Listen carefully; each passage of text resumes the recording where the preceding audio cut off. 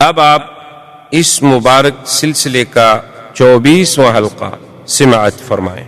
جو ہونا تھا وہ تو ہوا، لیکن یہ بتاؤ کیا یہ محمد مصطفیٰ اللہ کا سچا نبی ہے؟ اس نے کہا اللہ ہے سچا، اللہ کا سچا نبی۔ اس نے کہا وہ نبی سچا ہے۔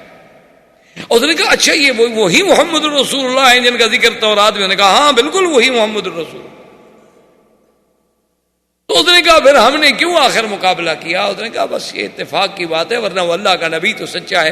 تو اس نے کہا یا رسول اللہ دخل الاسلام فی قلبی، میں اس وقت جب چھوٹی بچی تھی ان کی یہ باتیں سننے کے بعد اسلام جو تھا وہ میرے دل میں داخل ہو گیا، اسلام میرے دل میں اثر کر گیا، لیکن اللہ کی قدرت تھی کہ مجھے اسلام نصیب بہت بعد میں ہوا، لیکن اسلام جو تھا وہ میرے گھر میں آ چکا تھا۔ اللہ تبارک و تعالی نے سرکار دو جہاں صلی اللہ علیہ وعلا آلہ واصحابہ وسلم تسلیما کثیرا کثیرا کو تمام خیبر پہ فتح عطا فرمائی، حصون فدق بھی فتح ہو گئے۔ صرف یہود تیمہ جو تھے نا جی، انہوں نے پہلے بندہ بھیج دیا، انہوں نے کہا حضور ہم جزیہ دینے کے لیے تیار۔ حضور نے قبول کر۔ اب باقی یہودی جب تنگ آئے، قلعے کھولے اور حضور سے کہا جی ہم سلو کرتے ہیں۔ حضور نے کہا اب سلو کی شرطیں جو ہیں وہ یہ ہوں گی، ایک تو سب سے پہلی شرط یہ ہے کہ ہم کسی کو یہاں نہیں چھوڑیں گے، سب شام نکل جاؤ، اور دوسری شرط یہ ہے کہ تم سونا چاندی اور ہتھیار یہ تینوں چیزیں اپنے ساتھ نہیں لے جا سکتے، اس کے علاوہ جو سامان لے جانا چاہتے ہو لے جاؤ۔ اور چوتھی شرط یہ ہے کہ اگر کسی نے سونا چاندی کا کوئی خزانہ چھپا لیا یا چوری کر لیا تو پھر سب یہودیوں کو قتل کر دیا جائے گا۔ اب وہ کیا کر سکتے تھے؟ وہ دیکھ چکے تھے کہ شکست ہمارا مقدر ہے۔ اسی اثنا میں بنی غطفان کا لشکر پھر واپس آیا۔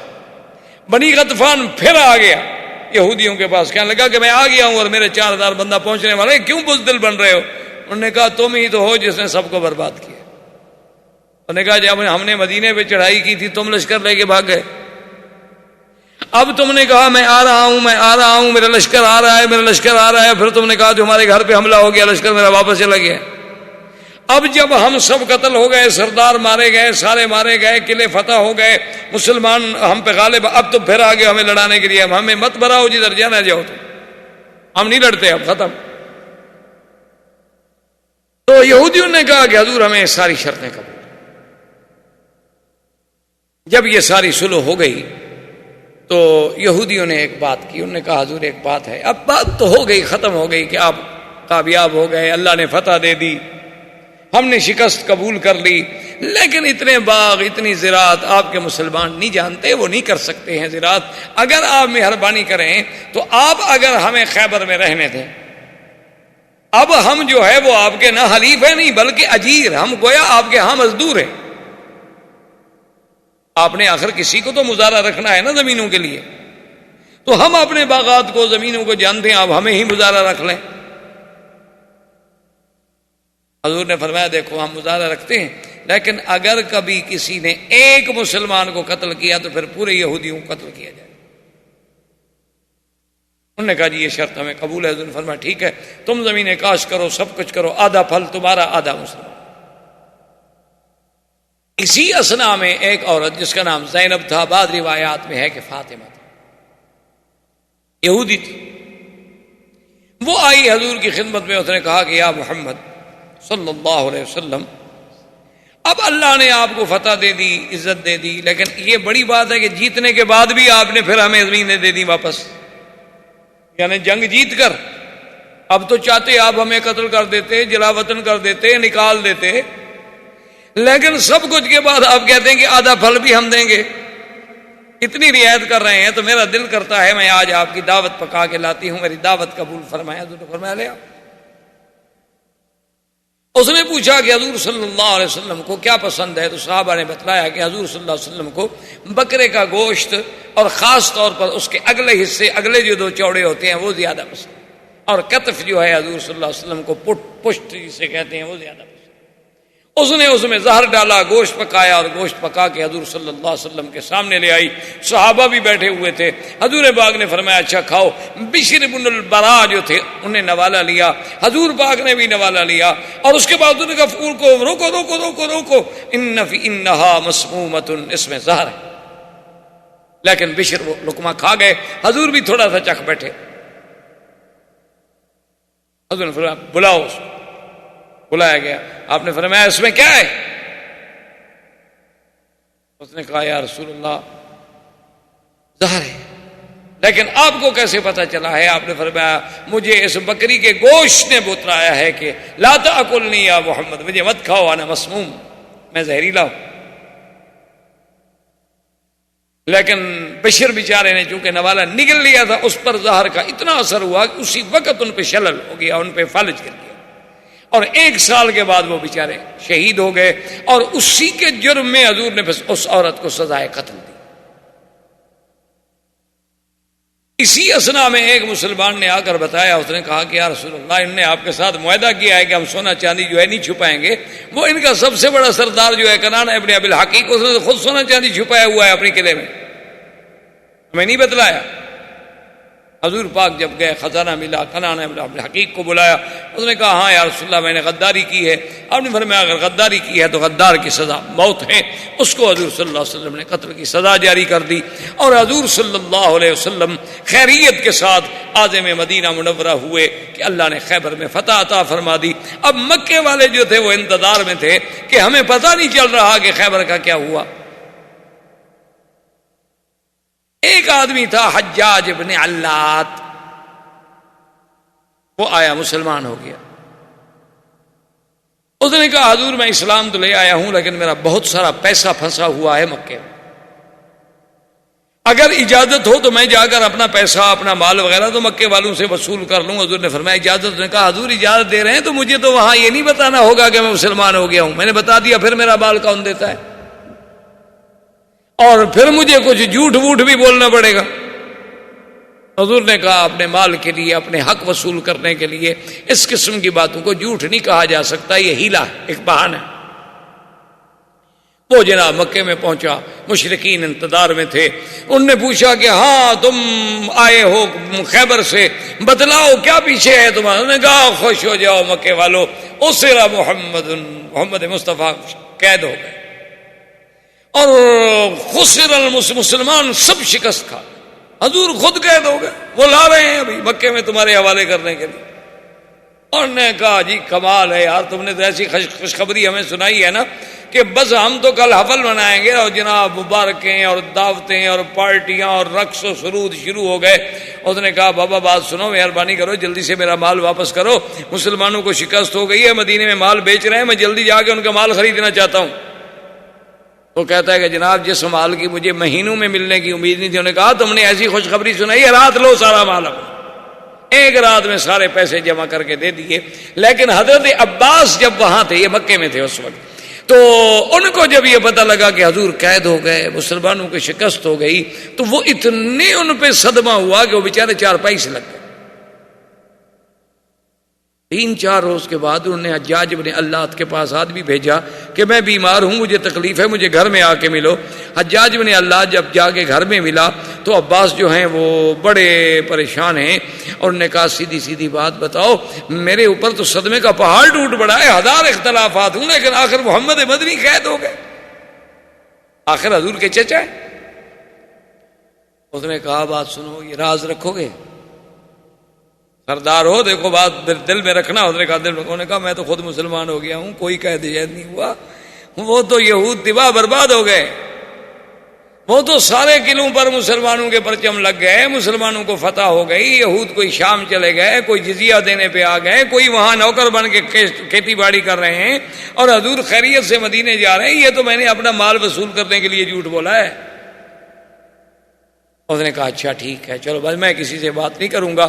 اس کے بعد یہ مال لے کے نکل پڑا، اور دوسرے دن یہ خبر سننے کے بعد حضرت عباس تو فوراً ٹھیک ہو گیا. وہ تو ایک نفسیاتی حملہ تھا. خوشی میں آپ نے لباس پہنا، غسل کیا، عطر لگایا، بڑا اچھی پوشاک پہنی اور کعبے کا طواف. جب کعبے کا طواف کیا تو باقی جو کافر تھے وہ آئے، کہنے لگے اچھا عباس یار بڑے بہادر ہو، تمہارے اتنے رشتہ داری، اتنی قرابت داری، اور حضور قید ہو جائیں اور سارے تمہارے رشتہ دار شہید ہو جائیں، قتل ہو جائیں، اور تم پھر بھی آج بڑے اچھا اعلیٰ لباس پہن کے طواف کر رہے، یار واقعی اتنی موت پر، اتنے صدمے پر برداشت کرنا عباس تمہارا کام ہے۔ اس نے کہا سنو، ولا اسرا ولا قتل شہید، نہ حضور قید ہوئے اور نہ کوئی قتل ہوا، یہودی ختم ہو گئے۔ کیا کہہ رہے ہیں؟ اس نے کہا میں ٹھیک کہہ رہا ہوں۔ 2 دن گزرے تو جناب ان کو خبر پہنچی کہ خیبر تو اجڑ گیا، وہ تو مسلمان نے فتح کر لیا ہے۔ انہوں نے کہا حجاج کو ڈھونڈ، حجاج تو مدینے پہنچ گیا، تو راستہ طے کر گیا، 4 دن کا سفر کر گیا، وہ کہاں ہاتھ آتا۔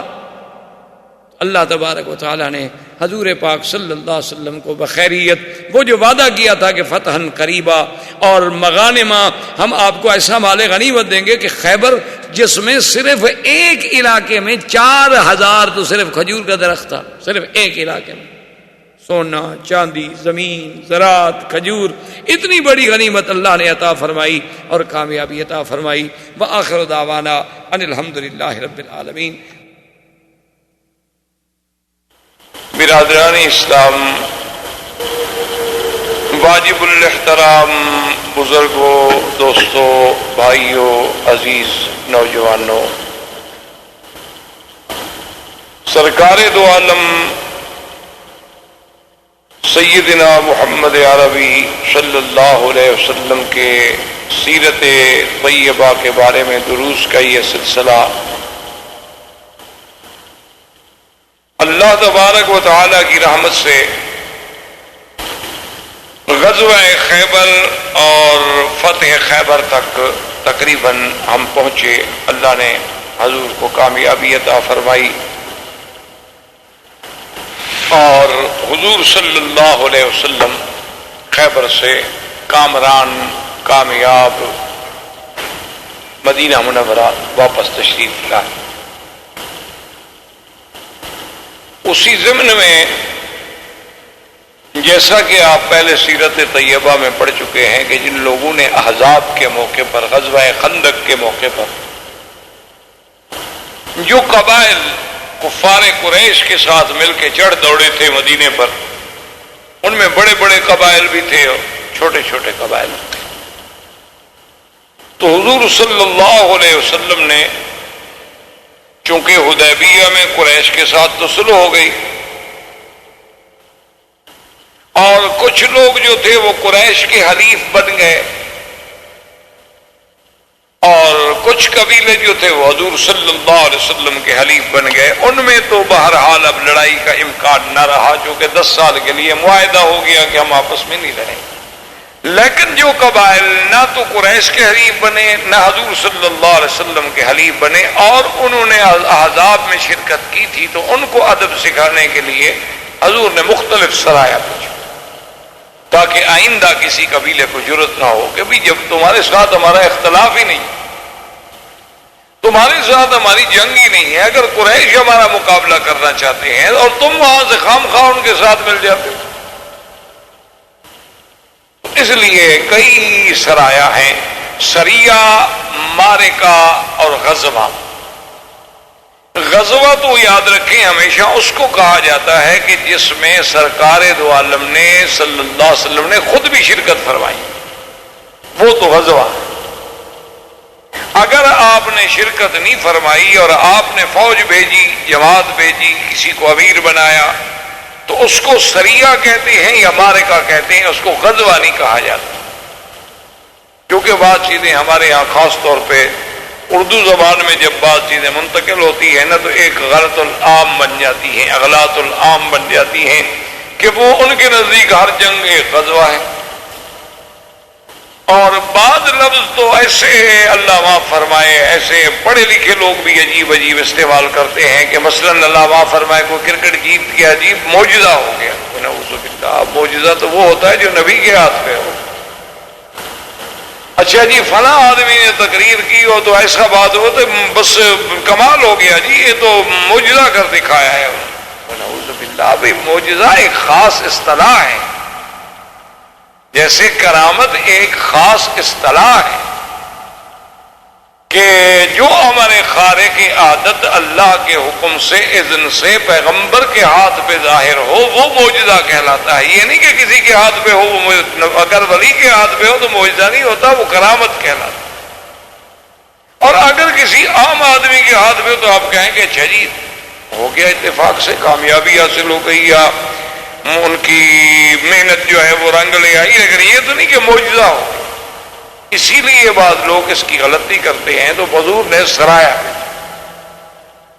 اور ایک سریے میں ایک واقعہ پیش آیا. وہ واقعہ بظاہر باعتبار ظاہر ایک چھوٹا تھا لیکن اس کے اندر بہت بڑی حکمت. ایک سریہ جب گیا, کافروں کے ساتھ لڑائی ہو رہی تھی, تو کافروں میں سے ایک آدمی تھا جس کا نام تھا مرداس.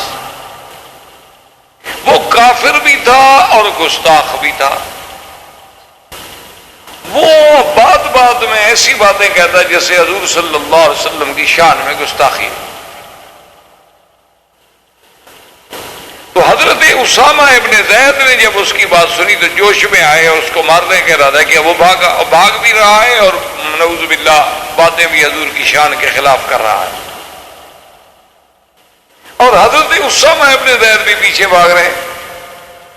جب ایک جگہ ایسی آ گئی, ایک درخت کے قریب ایسی آ گئے کہ اس کو یقین ہو گیا کہ میں اب اسامہ کے ہاتھوں سے نہیں بچ سکتا, اور ایک اور انصاری صحابی بھی اسامہ کی مدد پہ آ گئے. اس کو یقین ہو گیا کہ اب میں نہیں بچ سکتا. درخت کی اوٹ میں آیا اور فوراً کہنے لگا اشہد ان لا الہ الا اللہ اشہد ان محمد رسول اللہ.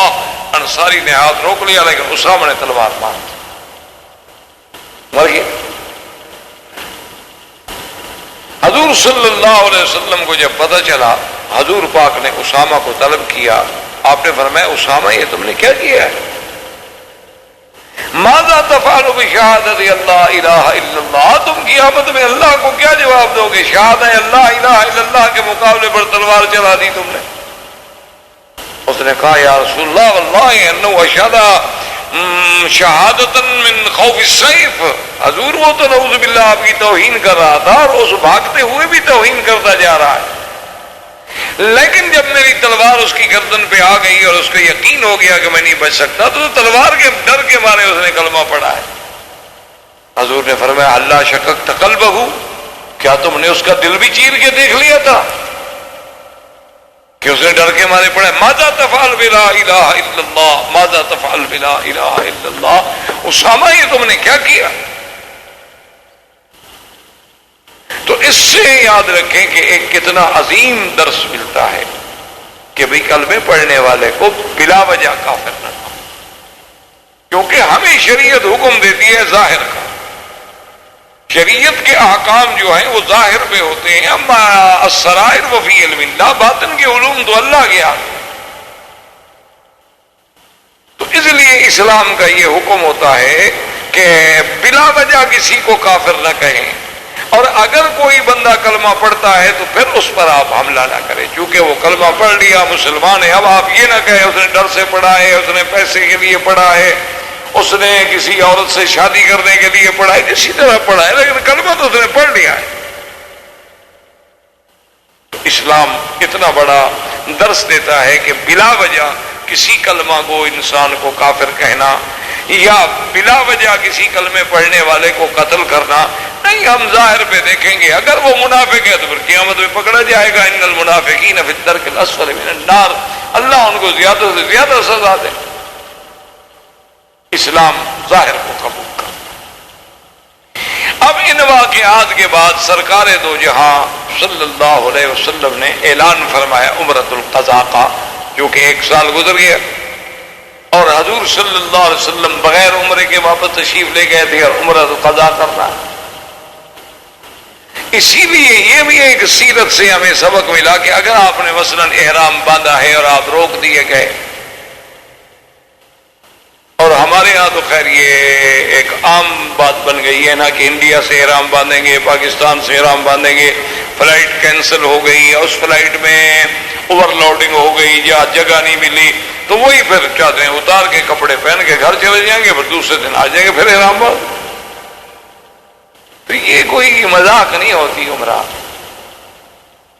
جب ایک دفعہ آدمی نیت کر کے احرام باندھ لے اور اس کے بعد ایئرپورٹ پہ آ گیا، پاسپورٹ میں غلطی نکل آئی، کوئی ویزے میں غلطی نکل آئی، یا اس کو جہاز میں سیٹ نہیں ملی، اب وہ رہ گیا ہے، وہ احرام نہیں کھول سکتا، وہ اسی طرح احرام کی حالت میں رہے گا جب تک اس کی بکری جو ہے حرم میں ذبح نہ کر دی جائے، چاہے 10 مہینے پھرتے رہو، 2 مہینے پھرتے رہو، 1 مہینہ پھرتے رہو، وہاں سے وہ انتظام کرے گا، کسی آدمی کو پیسہ بھیجے گا، وہ حرم میں اس کی بکری ذبح کرے گا، اس کو اطلاع دے گا کہ تمہاری دم ذبح ہو گئی، اب وہ سر مڑا کے پھر احرام کھولے گا، اور عمرہ بھی اس کے ذمہ ہو گیا، چونکہ نیت کرنے کے بعد عمرہ واجب ہو گیا تھا، عمرہ بھی اس کو قضا کرنا ہوگا۔ جیسے کہ حضور صلی اللہ علیہ وسلم کو جب کفار قریش نے روک دیا تو آپ نے باقاعدہ اپنا سر مڈایا، احرام کھولا، اور پھر اگلے سال عمرۃ القضاء کا اعلان کیا۔ یہ شریعت مذاق نہیں ہوتی کہ گھر سے احرام باندھے، اچھا جی جتنے میں احرام باندھا، گھر میں 2 رکعت پڑھی، نیت کی، لبیک پڑھی، ایئرپورٹ اپنا اڈے پہ آئے، بس نہیں ملی، ٹیکسی کام کی نہیں ملی، اچھی موٹر نہیں ملی، دوست نہیں ملا، کپڑے اتارے گھر چلے گئے، اور تم تو احرام میں ہو، چاہے تم دوسرے کپڑے پہن لو، لیکن احرام سے تب نکلو گے جب تم سر مڈاؤ گے یا بال کٹاؤ، اس کے بغیر تم احرام سے نکل نہیں سکتے۔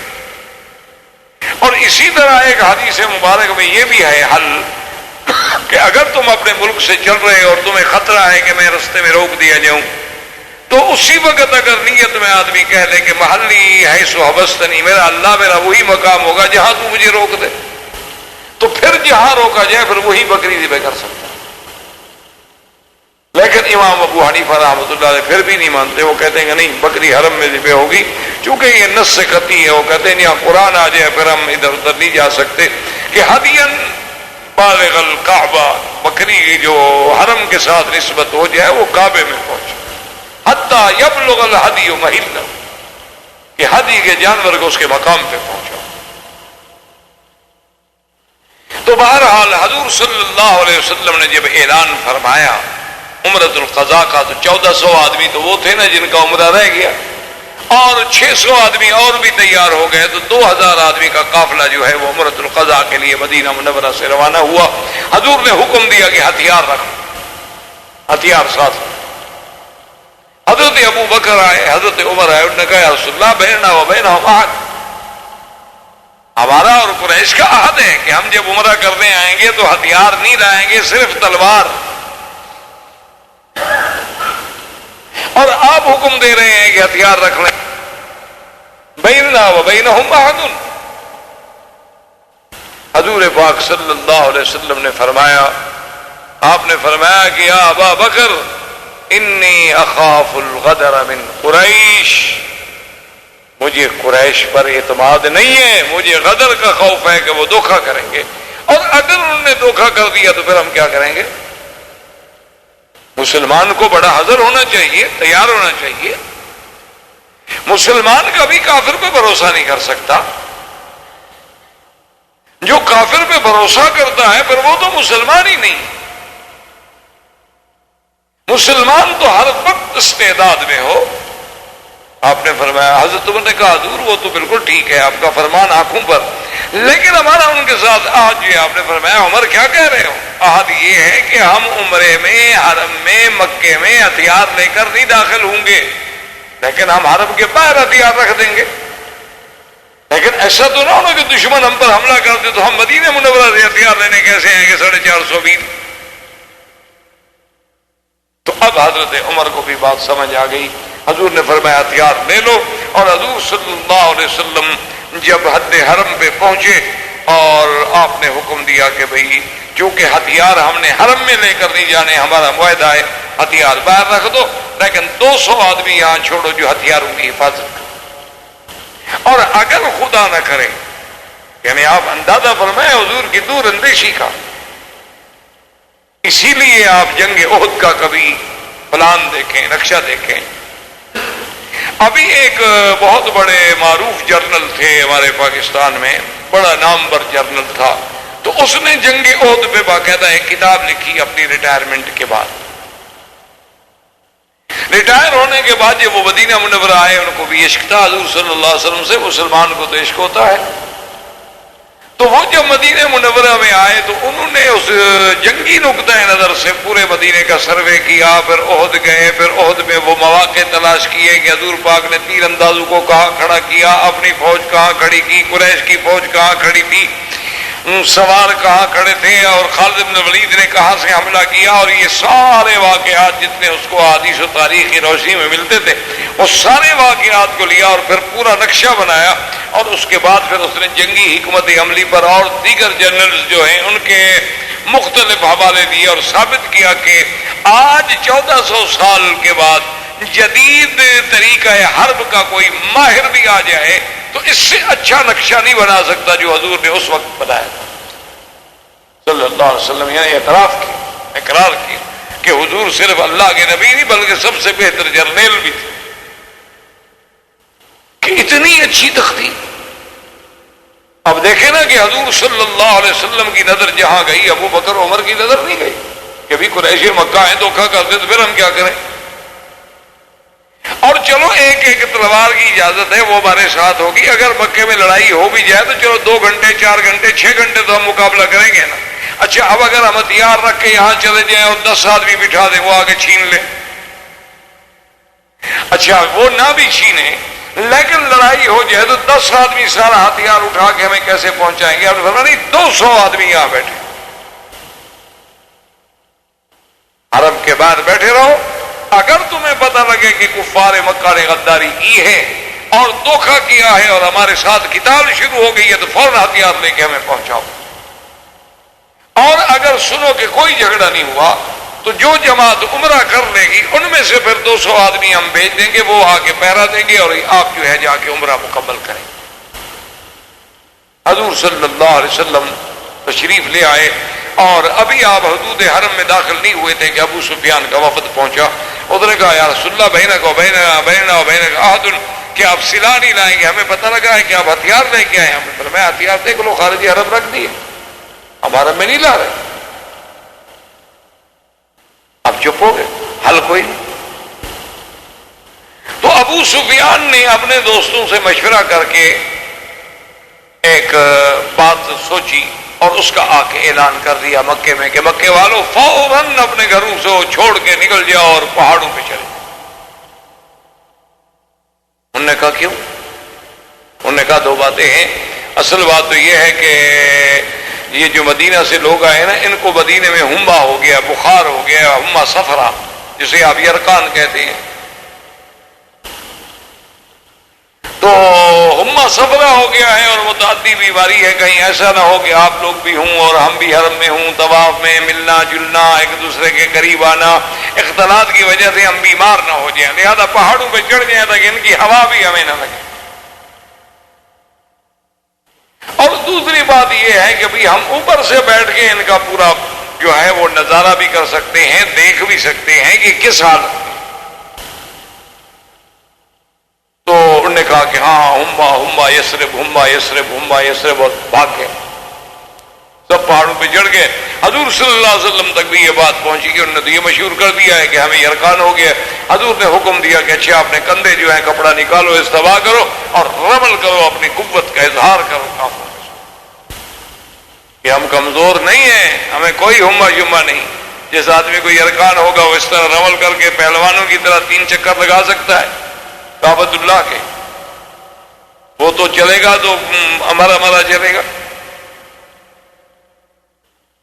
اور جب جناب وہ رمل کرنے لگے تو عبداللہ ابن رواحہ جو کہ بہت بڑے شاعر بھی تھے اور بڑی آواز دی تھی اللہ نے، تو انہوں نے جناب رجل پڑھنی شروع کی. خلل کفار خلو بن الکفار خلو بن الکفار خلو ان سبیلے، اے کافروں کی اولادو ہٹ جاؤ ہمارے راستے سے ورنہ ہم تم پہ ایسی ضرب ماریں گے کہ ہم تمہاری کھوپڑیاں جو ہیں وہ علیحدہ کر دیں گے اور دوستوں کو دوستوں سے جدا کر دیں گے. ہم کمزور نہیں ہوئے.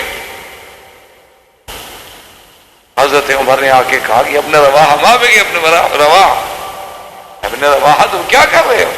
وہ بھائی ہماری ان کے ساتھ سلو ہے، انہوں نے ہمارے لیے حرم خالی کر دیا ہے، ہم طواف کر رہے ہیں، تم پھر جنگ بھڑکانا چاہتے ہو کہ ان کو کوئی شعر سنے، کوئی جذبہ آئے، کوئی جوش آئے، وہ آگے پھر حملہ کر دیں اور اللہ کے حرم میں جنگ ہو جائے. کیا کر رہے ہو تم؟ حضور نے فرمایا کہ اچھا چھوڑو اس بات کو، تم یہ رجز نہ پڑھو بلکہ یہ پڑھو کہ لا الہ الا اللہ وحدہ صدق وعدہ نصر عبدہ اعز جندہ ہزم الاحزاب وحدہ لا شیء قبلہ ولا شیء بعدہ. حضور نے فرمایا یہ، اور یہ اس سے زیادہ مؤثر تھی کہ اللہ کی توحید کا اعلان اور ساتھ یہ کہ لا الہ الا اللہ وحدہ صدق وعدہ، اللہ کا وعدہ سچا ہو گیا، جو نبی کو خواب دکھلایا تھا آج پورا ہو.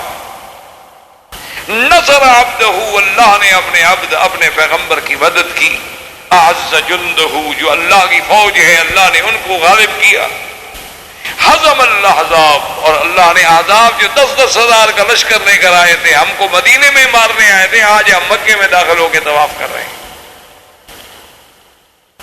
اور پھر یہی کلمات پڑھنے جو ہیں صفا پر یا مروہ پر سنت ہو گئے، کیونکہ جو بات حضور صلی اللہ علیہ وسلم آپ کے قول سے یا آپ کے عمل سے یا آپ کے فعل سے ایک دفعہ بھی ثابت ہو جائے سنت ہے. حضور صلی اللہ علیہ وسلم نے جب عمرہ مکمل فرما لیا، حضور نے حکم دیا کہ جانور سے پہکو. لیکن یہ مسئلہ سمجھ لیں کہ اگر کوئی آدمی آج بھی عمرہ کرنے آئے اور وہ بکری دے تو یہ سنت ہے، واجب نہیں ہو. اگر حج تمتع ہو یا حج قران ہو تو پھر جو ہے دم تمتع یا دم قران یا دم شکر وہ تو واجب ہے، اگر نہیں کرے گا تو اور دم دینی ہو. لیکن اگر کوئی آدمی عمرے پہ آئے لیکن پھر بھی وہ جانور ساتھ لے آئے یا یہاں آ کے بکری خرید کے 1 2 4 10 بکرے کر دے تو یہ سنت ہے، کیونکہ حضور صلی اللہ علیہ وسلم نے عمرے پر آتے وقت اور عمرے سے فارغ ہوتے ہوئے بھی آپ نے قربانی فرمائی.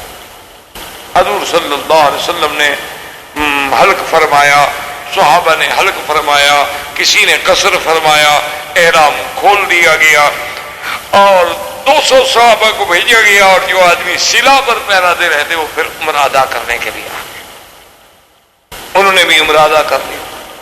حضور صلی اللہ علیہ وسلم نے پیغام بھیجا ابو سفیان کو کہ ابو سفیان چونکہ تم سردار ہو مکے کے اور ہم مکے میں آئے ہیں، اور حضور 7 سال کے بعد داخل ہوئے تھے مکے میں، کیونکہ اب 7 ہجری آ گئی، تو 7 سال کی جدائی کے بعد آدمی جب اللہ کے کعبے میں آتا ہے تو کعبۃ اللہ کی عظمت کا احساس تو تب ہوتا ہے نا.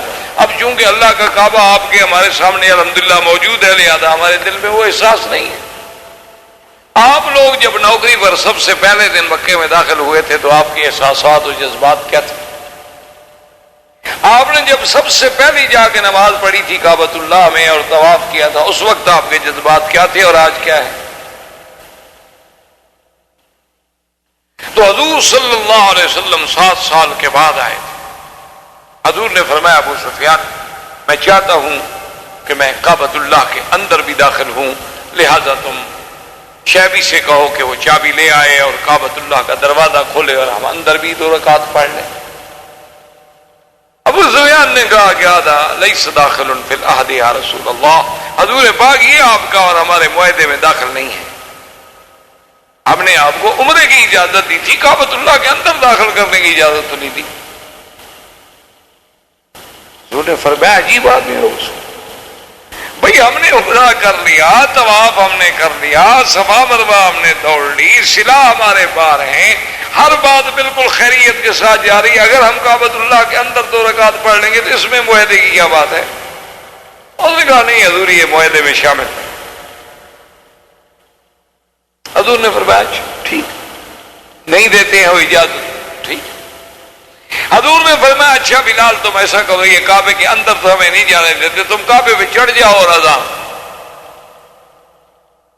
اب بلال بیچارہ کیسے چڑھے، اس کو سیڑھی تھوڑی دے دیں. تو کعبۃ اللہ کو پکڑ کے بلال چڑھ گیا.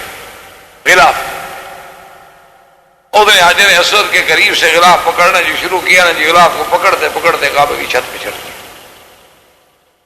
وہاں جا کے جب اذان دی تو اکرمہ نے اذان سنی.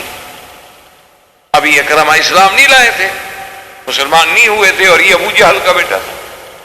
کہنے لگا الحمدللہ بات بالحکم، کہنے لگا شکر ہے کہ میرا ابا مر گیا، ورنہ وہ آج اگر ہوتا تو اس کے دل پہ کیا گزرتی کہ ھذا عبد اسود یعلو علی سطح الکعبۃ یکبر۔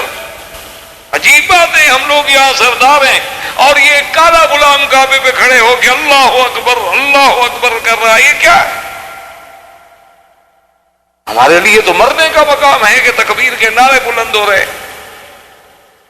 ابو سفیان کو کیا چھیڑا؟ ابو سفیان نے کہا دیکھو اپنے کعبے میں داخل نہیں ہونے کا، اس سے تو بہتر تھا کہ تم چابی دے دیتے، چلو کعبے کے اندر تو نماز پڑھتے، کعبے کے اندر اذان دیتے تو کوئی سنتا تو نہیں، تم نے زیادتی کی ہے، تم چابی دے دیتے۔ چابی نہ دینے کی وجہ سے دیکھا ہے کہ اذانیں ہو رہی ہیں اور سارے ہم پہاڑ پہ سن رہے ہیں۔ انہوں نے کہا ٹھیک ہے، آخر نماز جو پڑھتے ہیں تو اذانیں تو دینی ہے۔ خیر بہرحال جب 3 دن گزر گئے، حضور صلی اللہ علیہ وسلم نے ابو سفیان کے پاس پیغام بھیجا کہ اگر تم اجازت دے دو تو میرا دل چاہتا ہے کہ ہم 2 دن اور قیام کریں۔ اس نے کہا کہ لا، اللہ بیننا و بینکم 3 ایام، ہمارا آپ کا معاہدہ یہ تھا کہ ہم 3 دن کے لیے مکہ آپ کو خالی کر دیں گے، ہم نے اپنا وعدہ پورا کر دیا ہے، مزید رہنے کی ہم اجازت نہیں دیتے۔ کہا ٹھیک، اجازت نہیں دیتے، ہم جا رہے ہیں۔ حضور صلی اللہ علیہ وسلم نے تیاری فرمائی۔ اب جب حضور صلی اللہ علیہ وسلم جانے لگے تو صفحاء قریش، ان کو عربی میں کہتے ہیں صفحاء قریش، یعنی ان کے سمجھدار نہیں بلکہ یوں سمجھنے کے لونڈے، نوجوان، ان نوجوانوں کا گینگ جو تھا نا جی، یہ نئے نئے لڑکے ہوتے ہیں نا، حالانکہ بڑے بڑے خاندانوں کے ہوتے ہیں لیکن کام ایسے کرتے ہیں جو عام بے وقوف بھی نہ کریں، یعنی عجیب عجیب جذبات ہوتے ہیں نا لوگ۔ ابھی میں آج ہی اخبار میں پڑھ رہا تھا، پتہ نہیں کتنی عورتوں کو طلاق ہو گئی کہ کرکٹ وہ ہار گیا وہ جیت گیا۔ خامد نے کہا کہ اچھا ہوا، بیوی نے کہا تم نے میرے فین کی توہین کر دی ہے، جھگڑا ہوا، نتیجہ طلاق۔ کرکٹ والے وہاں کھیل رہے ہیں، وہ یہاں گھر برباد کر کے بیٹھے ہیں دونوں۔ انا للہ و انا الیہ۔ تو اس قسم کے لوگ صفحاء کہلاتے ہیں کہ بے وقوف۔ یہ عقل کی بات تو نہیں ہے نا کہ کرکٹ کوئی کھیلے، بیوی تم چھوڑ دو۔ ایک آدمی نے باپ کو مار دیا، باپ آ کے ٹی وی کے سامنے بیٹھ گیا، دیہاتی آدمی تھا، اس نے کہا میں بھی دیکھوں کرکٹ، حالانکہ اس بیچارے کو کیا پتا کہ کرکٹ کیا ہے، جیسے کافر کوئی چال سمجھ نہیں آتی، اسی طرح ان کا یہ کھیل کبھی آپ کو سمجھ آتا ہے؟ وہ خود ٹیڑھا ہے، کھیل بھی ٹیڑھے، کوئی ہار کے جیت جاتا ہے، کوئی جیت کے ہار جاتا ہے، یہ رن ریٹ ہے، یہ نمبر ہیں، یہ پوائنٹس ہیں، یہ فلان ہے، یہ سیمی فائنل ہے، یہ فائنل ہے، یہ کیا ہوگا، کیا چکر ہے؟ تیری ہر نگاہ میں الجھن، تیری ہر ادا میں بل ہے۔ انگریز ظالم ہے نا، اس کی تیری ہر نگاہ میں الجھن، تیری ہر ادا میں بل ہے، میری آرزو میں لیکن کوئی پیچ ہے نہ خم۔ اے مسلمان ہے، سیدھا کھیلنا ہے، آؤ تلوار پکڑو، بات کرو۔ یہ کون سی بہادری ہے کہ آپ یہاں سے بٹن دبائیں، ریموٹ کنٹرول کے ذریعے میزائل پھینک دیں؟ یہ بہادر قوم اسی طرح لڑتی ہے۔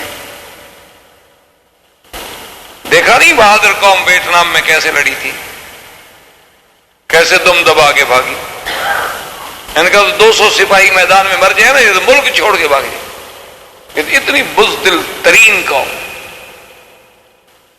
اب یہ تو میرا بھائی کوئی بہادری نہیں نا، ہم یہاں محفوظ بیٹھے ہوئے ہیں اور جناب ہمارے سامنے نقشے بنے ہوئے ہیں اور ہر چیز جو ہے وہ زاویے پہ سیٹ ہے، اور یہاں بیٹھے بیٹھے صاحب نے بٹن دبایا اور یہاں سے ایک میزائل اڑا اور اس نے جا کے وہاں جناب تباہی ڈال دی۔ او جی ہم جیت گئے، کیا جیت گئے؟ منہ کالا ہو گیا بدبخت۔ تم چوری جو چھپکے سے وار کرے وہ بھی بہادر ہوتا ہے؟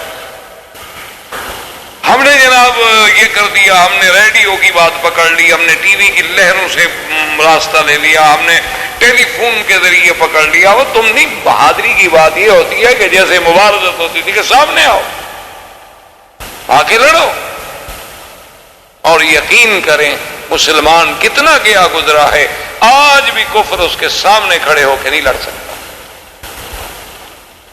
آپ نے دیکھا نہیں 7 لاکھ آدمی 400 مجاہدین سے لڑ رہے ہیں۔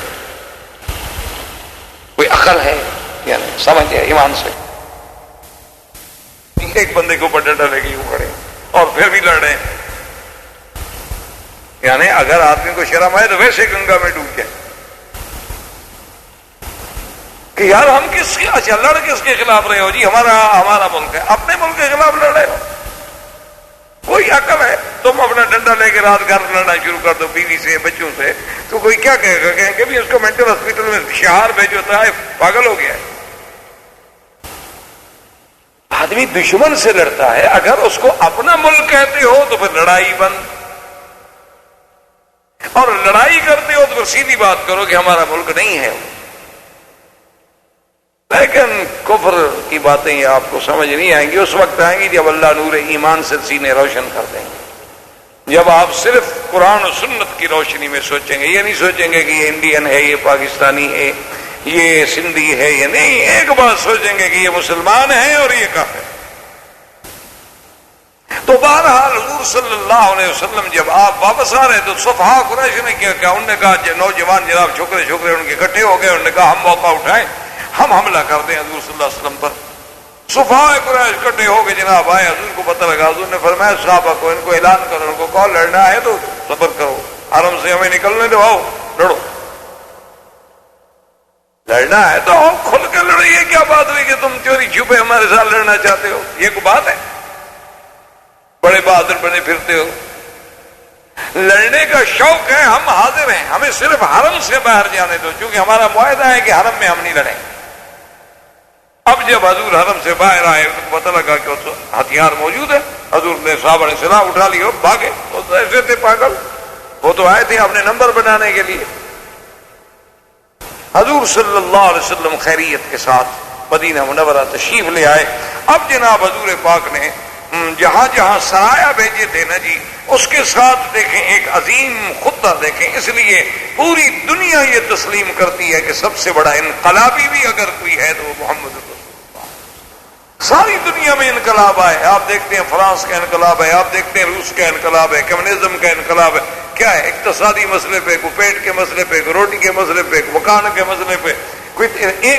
یہ انقلاب کے آدمی سر سے لے کر پاؤں تک بدل جائے، یہ انقلاب اگر کوئی لائے ہیں تو محمد رسول اللہ صلی اللہ علیہ وسلم کے ظالم کو رحم بنا دیں، اپنی بیٹیوں کو زندہ درگور کرنے والوں کو، لوگوں کی بیٹی کو بغیر سر رنگا نہ دیکھ سکیں، اس کے سر پہ دوپٹہ ڈالنے والا بن جائے، اور جن کی زندگی نہب لوٹ مار شراب پہ گزرتی ہو ان کو راتیں مسلح پہ گزریں اور دن گھوڑے کی پشت پہ گزریں. یہ انقلاب جو حضور لائے ہیں، ایسا انقلاب تو دنیا اس کی کوئی مثال نہیں ملی. سب سے بڑا لیڈر، سب سے بڑا انقلابی، سب سے بڑے جرنیل، سب سے بڑی رحمت، سب سے بڑا رسول، امام الانبیاء، سید الرسل، خاتم النبیین صلی اللہ علیہ وسلم. آپ کی زندگی کا کوئی پہلو دیکھیں، گھر میں نظر ڈالیں گے تو آپ کو عظیم شوہر، عظیم باپ. اسی طرح آپ دیکھیں گے حتیٰ کہ بکریاں چرانے میں بھی دیکھیں تو آپ جیسا رائی آپ کو نہیں ملے گا. یعنی آپ کی زندگی کے کسی پہلو کو دیکھیں. اب حضور نے حکم دیا کہ بھائی صحابہ میں سے کچھ لوگ تیار ہوں اور بادشاہوں کو خط دیں. اب آپ ذرا ذہن میں رکھیں کہ اللہ نے جو فرمایا تھا کہ انا فتحنا لک فتحا مبینا. اب حدیبیہ کی کتنی بڑی فتح ہے کہ ذرا دشمن کے ساتھ 10 سال کے لیے معاہدہ ہو گیا نا، ادھر سے تو ہم مطمئن ہیں نا، باقی کام تو کریں نا.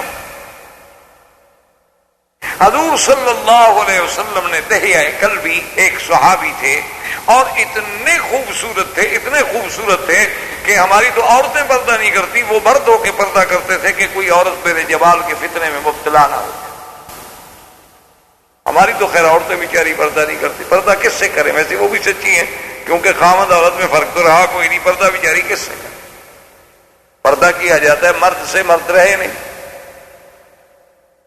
تو 12 عورت بھی حق پر ہے، اس کا بھی حق بنتا ہے. آخر کس سے پردہ کرے؟ یعنی اب آدمی دیکھے نا جی، جب شکل ملتی ہو، ہر چیز ملتی ہو تو کس سے پردہ کرے؟ اس لیے آپ دیکھیں کہ کوئی مولوی آئے نا، پھر آپ کی بیوی جو پردہ نہیں کرتی وہ بھی کرتی ہے پردہ. اس لیے وہ دیکھتی ہے اس کی داڑھی ہے تو مرد ہے، اس سے تو پردہ ضروری ہے. آپ شرط لگا دیں جو عورتیں پردہ نہ کرنے والی ہوں چلو آپ میرے ساتھ جائیں، ہم جہاں سے گزرے گے مولوی وکی جا رہا ہے ایسے کرو، یا ہم سے نفرت ہے کہ بو نہ آئے مولوی، اللہ عالم۔ ہم تو سمجھتے ہیں کہ حیا ہے، ہم تو سمجھتے ہیں کہ پھر بھی علم کا کچھ نہ کچھ حیا، کہ چلو اتنا شرم تو ہے نا کہ ایک مولوی جا رہا ہے، اس کے سامنے تو کم از کم ہم شریعت کا مذاق نہ اڑائیں۔ یہ بھی میں سمجھتا ہوں ایک بڑی اچھی بات، ایک مثبت سوچ، کسی وقت بھی اس سے اللہ پاک راضی ہو سکتا۔ حضور نے حضرت دحیہ کلبی رضی اللہ تعالی عنہ کو بھیجا کہ تم جاؤ ہرقل کے پاس۔ اس وقت سپر پاور جو تھی وہ روم تھی نا، ایک روم اور ایک فارس، یہ سپر پاور تھی، اور روم جو تھا اس کا بادشاہ ہرقل کہلاتا تھا، اور کسرا جو تھا اس کے لوگ جو ہے وہ فارس کہلاتے تھے۔ سرکار دو جہاں صلی اللہ علیہ وسلم نے دحیہ کلبی کو بھیجا اور خط، اور وہ خط کیا تھا؟ من محمد الرسول اللہ رب العالمین الى ہرقل عظیم الروم والسلام علی من اتبع الہدی اسلم تسلم یؤتک اللہ اجرک مرتین۔ حضور نے خط لکھا، یہ خط محمد رسول اللہ کی طرف سے ہے، اور ہرقل عظیم الروم جو بادشاہ ہے روم کا بڑا، اس کو سلام تو اس پہ ہے جس نے اللہ کی ہدایت کو مانا ہے، کیونکہ کافر کو آپ سلام علیکم تو نہیں کہہ سکتے۔ اور اس کے بعد حضور نے دعوت دی کہ بادشاہ سلامت اسلام لے آؤ، اگر تم اسلام لے آؤ گے تو اللہ تو تمہیں دوہرا اجر دیں گے، چونکہ تم اہل کتاب ہو، عیسائی ہو، ایک تمہیں اس دین کا اجر ملے گا اور ایک دین محمد مصطفیٰ صلی اللہ علیہ وسلم کا اجر ملے گا۔ اور اگر تم اسلام نہ لے آئے فإن علیک اسم الرجسین، پھر جتنی قوم تیرے ماتحت ہے ان کے اسلام نہ لانے کا گناہ بھی تم پہ ہوگا۔ اچھا، خدا کی شان یہ ہے کہ روم جو ہے، ہرقل جو ہے، ان کا جو دارالخلافہ تھا، جو مرکز تھا، وہ تھا قسطنطینیہ،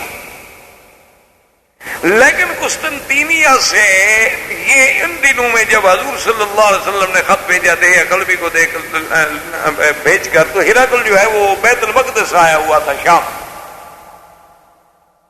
اس کی وجہ یہ تھی کہ اس نے ایک منت مانی تھی کہ اگر میں بیت المقدس کو فتح کر لوں تو میں اس میں فلاں مقام سے پیدل چل کے داخل ہوں گا، تو وہ اپنی منت پوری کرنے کے لیے پیدل چل کے بیت المقدس میں آیا ہوا تھا۔ اچھا، اور اللہ کی قدرت کا نظارہ دیکھیں کہ راستے میں اس نے خواب دیکھا، جب وہ آ رہا تھا پیدل بیت المقدس کو، تو جب رات ہوئی سو گیا تو رات میں خواب دیکھا۔ خواب دیکھتا ہے کہ بعض لوگ ہیں جو مختون ہیں، مختون مانا ختنہ جن کا ہوتا ہے، وہ آتے ہیں اور میرے ملک پہ قبضہ کرتے ہیں۔ یہ خواب دیکھا تو گھبرا گیا، کہ مختون کون ہوتے ہیں؟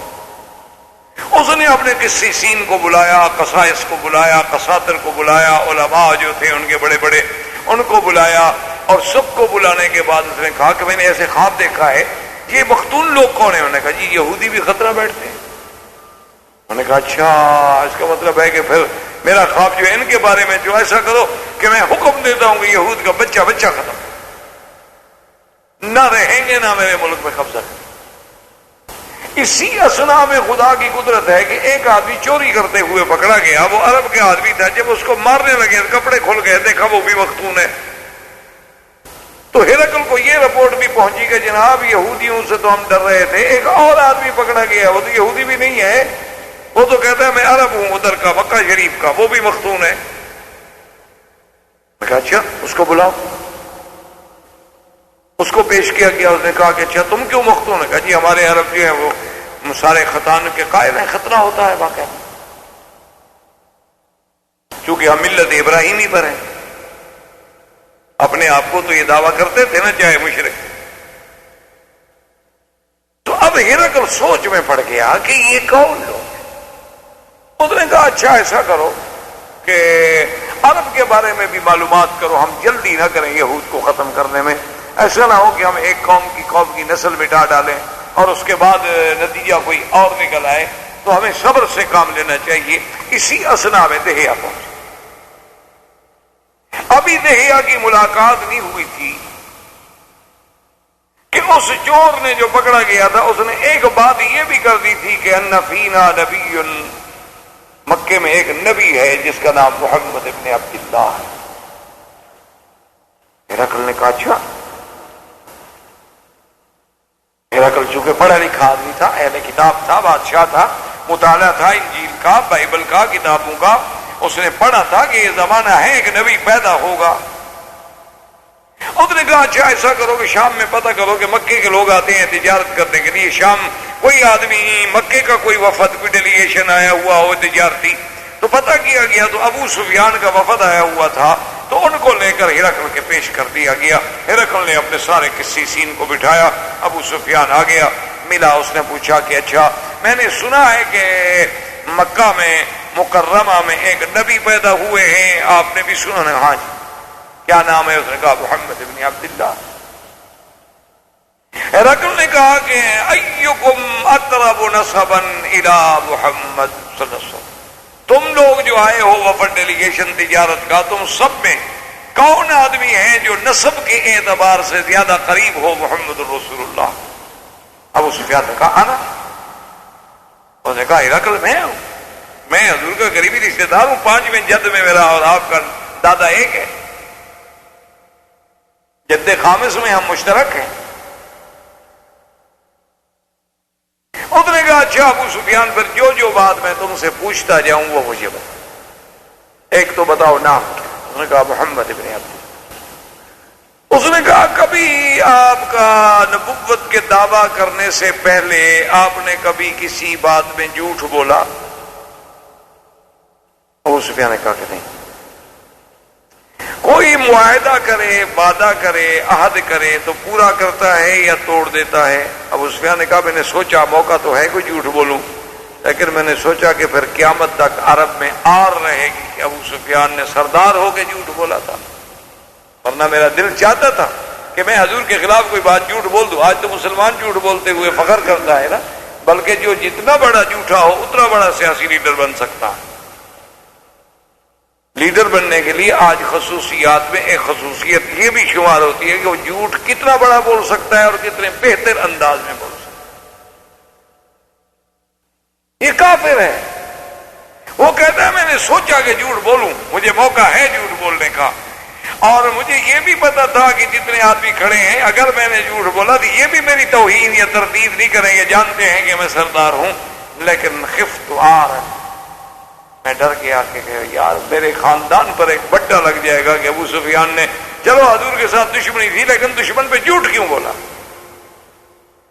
تو اس نے کہا اچھا کبھی معاہدہ؟ اس نے کہا جی بات یہ ہے کہ معاہدہ ابھی ہمارا ہوا ہے، 1-2 سال گزرے ہیں، حضور صلی اللہ علیہ وسلم 10 سال کا معاہدہ ہے، پتہ نہیں پورا کرتے ہیں کہ نہیں کرتے۔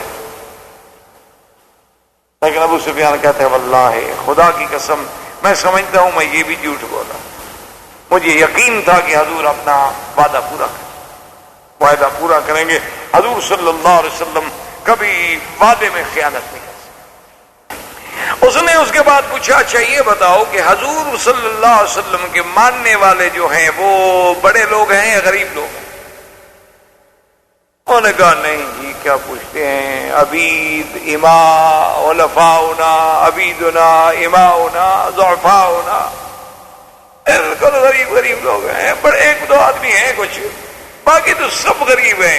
ہرقل نے کہا ہاں ہم اتباع الرسل، اگر اس کی اتباع کرنے والے غریب ہیں تو پھر وہ نبی ہے، کیونکہ حق کی اتباع کبھی سرمایہ دار نہیں کرتا ہے جلدی سے، حق کی اتباع ہمیشہ نصیب ہی غریبوں کو۔ اور اس کے بعد اس نے اور سوالات کیے، کرتا گیا، جب سارے سوالات ختم ہو گئے تو کہنے لگا ابو سفیان واللہ لو کنت فی موضعہ لغسلت قدماہ، خدا کی قسم آج اگر میں اس جگہ ہوتا جہاں محمد مصطفیٰ ہیں تو میں آپ کے پاؤں دھو کے پی لیتا۔ وہ سچا نبی، سارے حیران ہو گئے، ابو سفیان حیران ہو گیا، اس نے کہا اچھا جاؤ تم۔ جب باہر نکلا تو کہنے لگا ظہر امر ابی کبشا، اپنے ساتھیوں سے کہنے لگا یار سنو محمد مدنی کی بات کہاں جا پہنچی، ہم تو ادھر ادھر کی بات کر رہے تھے. دیکھو سپر پاور کا جو سب سے بڑا بادشاہ ہے، روم کا بادشاہ، وہ کانپ رہا ہے. وہ کہتا ہے میں ان کے پاؤں دھو کے پیوں گا. یار اب تو بات بڑھتی جا رہی ہے. تو خیر دہیا آ گئے. دہیا نے آ کے جب خط دیا تو جب ہرقل نے خط پڑھا حضور کا تو رونے لگا. اس نے کہا دہیا ایک بات کرو، میں آخر بادشاہ ہوں، اتنا جلدی میں کوئی فیصلہ نہیں کر سکتا. تم کساتر ہمارا جو سب سے بڑا عالم ہے نا، اس کے پاس یہ خط لے کر جاؤ، اس کو پوچھو کہ ہرقل کہتا ہے تمہاری کیا رائے ہے. جب کساتر کے پاس خط لے کر گئے، اس نے جب خط پڑھا تو اس نے کہا اشہد ان لا الہ الا اللہ واشہد ان محمد الرسول اللہ. میں تو بھائی اسلام لے آیا، میں تو مانتا ہوں سچا نبی. اب ان کا سب سے بڑا آدمی جو تھا وہ مسلمان ہو گیا. اس نے اپنے باقی علماء کو بلایا. اس نے کہا دیکھو میں اسلام لا چکا ہوں، اسلام قبول کرو.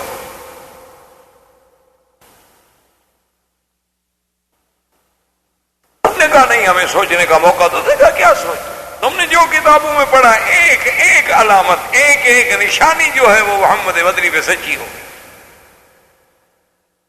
اب فکر کس بات کی؟ ہم عالم ہیں، ہمارا کام ہے کہ حق بات ملے تو اتباع کریں. انہوں نے کہا ہمیں سوچنے دو. دوسرے دن ہرقل نے سب قسیسین کو بلایا، قساطرہ کو بلایا، سب کو بلا کے، اور آپ جو ہیں اس نے بڑا اہتمام کیا. ایک مقام تھا، مسند تھی، اور بڑے پیرے کے ساتھ کھڑا ہوا اور وہاں سے آ کے ظاہر ہوا. اس نے کہا کہ دیکھو تم علماء ہو، اور دروازے محل کے بند کرا دیے. اس نے کہا تم علماء ہو، میں نے جو کتابیں پڑھی ہیں، میں نے جو کتب متقدمہ کا مطالعہ کیا ہے، میں اس بات پہ پہنچا ہوں کہ یہ محمد عربی سچا نبی ہیں، اور تم سب گواہ ہو جاؤ. اشہد ان لا الہ الا اللہ واشہد ان محمد الرسول اللہ. میں مسلمان ہوتا ہوں.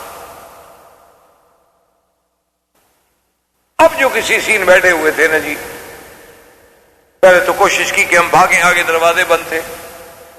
انہوں نے کہا کہ واللہ لا نترک دین المسیح، ہم حضرت عیسیٰ کا دین نہیں چھوڑ سکتے. اور اسی اسنا میں انہوں نے اپنا جو بڑا عالم تھا نا، جو پہلے کلمہ پڑھ چکا تھا، اس کو بھی قتل کر. جب ہرقل نے دیکھا کہ یہ تو اتنے شدید ہے کہ انہوں نے اتنے بڑے عالم کو مار دیا، تو یہ بادشاہ کو کب چھوڑے گا. تو اس نے کہا او یار تم بے وقوف ہو، میں تو تمہارا امتحان لینے کے لیے کلمہ پڑھ رہا تھا، میں مسلمان تھوڑا ہو گیا ہوں. میں تو دیکھنا چاہتا تھا کہ تم اپنے دین پہ کتنے پکے ہو. او بڑے خوش ہو گئے. اس کے بعد دروازہ کھل گیا، واپس چلے گئے. اور اس کے بعد اس نے دہیا کو بلایا. اس نے کہا کہ دیکھو بات یہ ہے کہ میری طرف سے حضور کو یہ بتا دینا کہ میں نے کلمہ پڑھا ہے اشہد ان لا الہ الا اللہ واشہد ان محمد الرسول اللہ. اور ہدایہ دیے اور بڑی بڑی قیمتی چیزیں دی، اور حضرت دہیا کو بڑی عزت کے ساتھ روانہ کیا. سرکار دو جہاں کے بعد جب دہیا آئے، ساری بات سنائی. آپ نے فرمایا کذب اللہ، اس اللہ کے دشمن نے جھوٹ بولا، اسلام نہیں لایا. اس کا دل تھا کہ میں اسلام لے آؤں، لیکن اپنے اقتدار کو بچانے کے لیے مرتد ہو گیا. بدبخت، کوئی اس کا اسلام. اسی اسنا میں حضور صلی اللہ علیہ وسلم نے اپنا جو ایک وفد ہے عمر ابن العاص کو بھیجا عمان، اور ایک صحابی کو بھیجا بحرین. ایک صحابی کو آپ نے وفد بھیجا نجاشی کے پاس. ایک صحابی کو آپ نے بھیجا بازان کے پاس. ایک صحابی کو آپ نے بھیجا ابی شمر کے پاس. ایک صحابی کو آپ نے بھیجا سید غسان کے پاس. ایک صحابی کو آپ نے بھیجا کسرا کے پاس، فارس کے پاس. لیکن یہ وہ کسرا ہے کہ جب حضور کا خط آیا نا، خط پڑھنے لگے کہ من محمد رسول اللہ الى کسرا عظیم فارس. اس نے کہا اچھا، قدم اسمہ علی اسمی، آپ نے اپنا نام پہلے لکھا اور میرا نام بعد میں لکھا ہے، اس سے میں خط پڑھ. اس کہا جاؤ، میں نہیں مانتا. حضور کو جب اطلاع ملی، آپ نے فرمایا اللہم مزقہ ومزق ملکہ، یا اللہ اس نے تیرے نبی کے خط کی توہین کی ہے، اس کو بھی ٹکڑے ٹکڑے کر دے اور اس کے ملک کو بھی ٹکڑے. اور اللہ نے پھر ایسا ٹکڑے کیا کہ تاریخ اٹھا کے دیکھیں کہ پھر امان ہی ملی، ٹکڑے ٹکڑے ہو گیا کس طرح. عمان میں جب پہنچے حضرت عمرو بن العاص بڑے ذہین آدمی، حالانکہ 5 مہینے ہوئے مسلمان ہوئے، کوئی لمبا عرصہ نہیں ہوا، لیکن آدمی بڑے مدبر. یہ عمان نہیں جس کو اردن کہتے ہیں، عمان جو بحرین سے آگے. وہاں جب پہنچے تو اس وقت اس علاقے میں 2 آدمی سرداری کرتے تھے، ایک کا نام تھا عبد اور ایک کا نام تھا جعفر. ایک حصے پر وہ بادشاہ تھا، ایک حصے پر وہ بادشاہ. عمرو بن العاص ذہین آدمی تھے، وہ جا کے وہاں رکے، اور رکنے کے بعد انہوں نے معلومات کیے کہ بھی یہ بادشاہ کیسے ہیں، کس بات سے خوش ہوتے ہیں، چونکہ بادشاہ ہیں نا، بادشاہ تو پھر بادشاہ ہی ہوتا ہے نا، اور ان کو کس انداز میں ملنا چاہیے، کون سی بات ان کو متاثر کرتی ہے، کون سی بات سے یہ ناراض ہوتے ہیں، سارے معلومات تھی. معلومات لینے کے بعد یہ پتا کہ اچھا ان 2 میں نرم کون ہے. اور اسی اثنا میں کسریٰ کو جب خط ملا نا حضور صلی اللہ علیہ وسلم کا، اس نے خط پھاڑا تو اس بدبخت نے حکم دیا بازان کو. بازان جو تھا وہ کسریٰ کے ماتحت تھا، لیکن یمن کے ایک علاقے کا حاکم. اس نے پتہ ہے حکم کیا دیا، اس نے کہا کہ تم فوراً محمد رسول اللہ صلی اللہ علیہ وسلم کو جاؤ مدینہ منورہ اور گرفتار کر کے میرے پاس پیش کرو. بازان ایک طاقت تھی، اور پھر اس کے پیچھے کسریٰ تھا. بازان کو جب یہ خط ملا تو اس نے کہا اب اس کے لیے اتنا میں تردد کرنے کی کیا ضرورت ہے، ہم اتنی بڑی طاقت ہیں، اب یہاں سے ہم فوجیں چڑھائیں اور مدینے پہ جا کے حملہ کریں اور آپ کو گرفتار کریں، تو مسئلہ ہی کوئی نہیں. اسے 2 آدمی بھیجے گئے، جا کے محمد عربی صلی اللہ علیہ وسلم کہہ دو کہ کسریٰ کا حکم ہے اور بازان نے ہمیں بھیجے، آپ چلیں ہمارے ساتھ پیش ہو جائیں. 2 آدمی آ گئے، حضور صلی اللہ علیہ وسلم کو آ کے ملے اور انہوں نے بازان کا حکم دیا کہ جی کسریٰ کا حکم ہے کہ بھی حضور کو گرفتار کر کے پیش کیا جائے. بازان نے بھیجا ہے کہ میں نہیں چاہتا کہ بات بڑھ جائے، کہ ہم مدینے والوں سے مقابلہ کریں اور آپ کو مقابلہ کر کے لے جائیں، آپ آ جائیں تاکہ ہم آپ کو کسریٰ کے حوالے کر دیں. آپ نے فرمایا اچھا ٹھیک ہے، میں کل جواب دوں. اور کسریٰ بھی اس وقت رب کہلاتا تھا، جیسے فرعون کہتا تھا انا ربکم الاعلی، اسی طرح کسریٰ کے جو بادشاہ تھے وہ بھی اپنے آپ کو رب کہلاتے تھے. حضور صلی اللہ علیہ وسلم جب صبح آئے تو وہ آدمی آگے، انہوں نے کہا ہاں جی کیا جواب ہے، تیاری کریں چلیں ہمارے ساتھ. حضور نے فرمایا کہ بازان سے جا کے کہہ دو ان ربی قتل ربکم، میرے رب نے تمہارے رب کو مار دیا، جس کے پاس مجھے تم نے پیش کرنا ہے نا وہ مت مر گیا. جب وہ بندہ مر گیا میں کیوں جاؤں؟ نے کہا جی یہ کیسے ہو سکتا ہے، کسریٰ کی بات آپ کو کیسے یہاں کیسے پہنچ گئی، کل تو آپ نے یہ نہیں بتائی. کہا میں نے بتائی، میں نے بتا دیا ہے، جا کے بازان کو کہہ دو بس. وہ 2 آدمی واپس چلے گئے. انہوں نے آ کے بازان کو خبر کی، انہوں نے کہا کہ جی ہم واپس آ گئے. جب وہاں گئے تو حضور نے فرمایا کہ ان ربی قتل ربکم، میرے رب نے تمہارے رب کو قتل کر دیا. جب تمہارا رب تمہارا بادشاہ ہی قتل ہو گیا تو میں کس کے پاس جاؤں؟ کہ کیسے ہو سکتا ہے، کسریٰ کو کون مار سکتا ہے، کسریٰ عظیم و فارس. ابھی بیٹھے ہوئے یہ باتیں کر رہا تھا کہ کسریٰ کے بلد کا ایک آدمی وفد پہنچا اس کے پاس. انہوں نے آ کے خبر دی، انہوں نے کہا کہ اس کے بیٹے نے بادشاہ اپنے باپ کو قتل کر دیا. انہوں نے کہا کب قتل ہوا؟ وہی رات جو رات کی حضور نے خبر دی.